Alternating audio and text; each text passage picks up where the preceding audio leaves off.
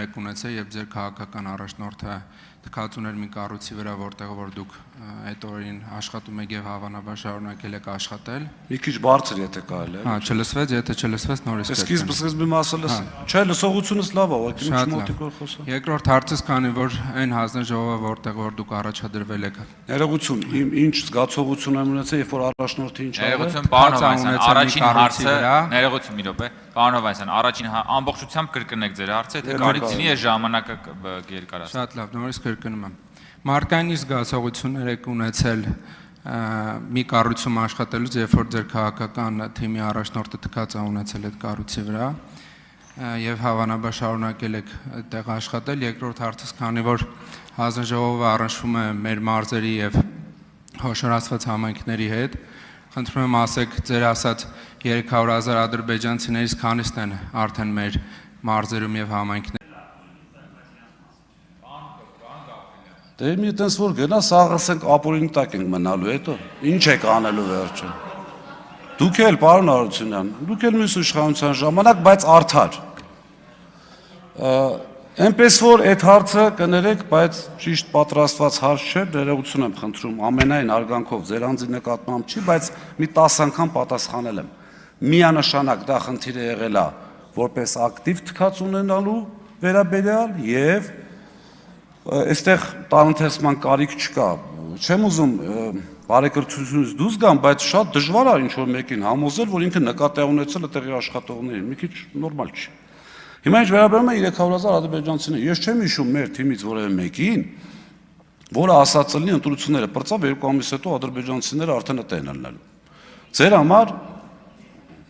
հարգելի նախագահող, հարգելի գործընկերներ, խնդրում եմ տեղից չմեկնաբանել եւ չվիճել ելույթ ունեցողի հետ։ Պարոն Ղազինյան, ձեզ էլ խնդրում եմ դուք պատասխանեք հարց տվողին եւ կենտրոնացեք։ Ես հասկանում եմ, դրա համար նախ եւ առաջ իրենց եմ ասում։ Խնդրում եմ մի մեկնաբանեք։ Ձեր հետ չի էս բային խոսակցությունը ուղիղ համեցեք։ Դա առաջինը, երկրորդը իշխող քաղաքական թիմում կամ այսպիսի խնդիր, այն բանի պատմությունն ասենք, մեկին բան ասում, ֆռում երրորդին պատասխանում է։ Ժողովուրդը չի։ Ձեր աչքի առաջ չի այդ խոսույթը։ Ձեր աչքի առաջ չի այդ ինչ որ Ադրբեջանում կատարվում է։ Այսինքն, եթե ընդդիմությունը որոշում է վտանգները ներկայացնի, այդ թիվն էլ հենց այնպես չի, չէ՞։ Դուք վերցրել եք մի հատ դիրքորոշում, գալիս եք մեզ ամբողջ օրը, դե ասա եփ են գալի, դե ասա եփ են գալի, տեսել ես։ Լավ, մի օր կլինի պետական մակարդակով ինչ որ մեկը վեր կելա, թեկուզ օրենսդիր մարմնից։ Ուղիղ հայտարարի Ադրբեջանի նախագահին եւ մնացածին չի լինելու դա եւ վերջ որպես պետական դիրքորոշում եւ ամենակարևորը հարգելի գործընկերներ, խնդրում եմ մի արձագանքեք տեղից եւ ամենակարևորը ուժեղ Հայաստան ֆրակցիան 10 վայրկյան եթե կարելի է ուժեղ Հայաստան ֆրակցիան ներկայացրել է այսպես ասած հակասաֆարովյան օրենքը Բերեք ընդունենք թեման փակենք վերջնականապես։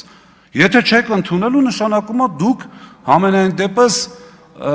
այսպես մեղմ ասեմ դրան դեմ ավարտեք արձագանք։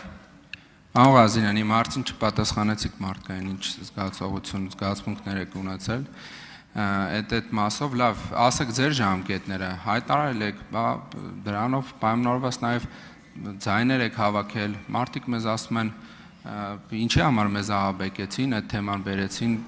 բան sense դաշտ ու դրանով պայմանավորված շատ մարդիկ օրինակ եկել են ձեզ ձայն են տվել։ Հիմա ձեր ասած տրամաբանությամբ, լավ, չեք ասում 2 ամիս հետո կամ մի ամիս հետո, գոնե առնվազն 3,000-ը պետք է եկածս լինեին։ Եթե դուք ինչ-որ ժամանակ գիտեք, ասեք, որ այս ժամանակահատվածում կգան, կամ եկեք ասեք խոստովանեք, դրա համար չգիտեմ ներողություն խնդրել է ինչքանով աստ ասում ձեր ֆրակցիայում, դրա համար իմ կարծիքով պետք է ներողություն խնդրեք, որ ժողովրդին ահաբեկելով ձայներ եք հավաքել, այսքանը շնորհակալություն։ Հենց որ վերջնականապես հասկանանք, որ չեն գալու, նաև օրենսդրական կարգավորումներով քննարկենք ինչպես անդրադառնանք մեր նախորդի հայտարարածին։ Դա մեկ։ Երկրորդը, Սամվել Կարապետյանի այդ հայտարարության ժամանակ լցվել եմ հպարտությամբ, որ մարդը թքած ունի 1 միլիարդանոց ակտիվի վրա։ Շնորհակալություն։ Արայիկ Հարությունյան։ Շնորհակալություն, պարոն Ղազինյան։ Մեր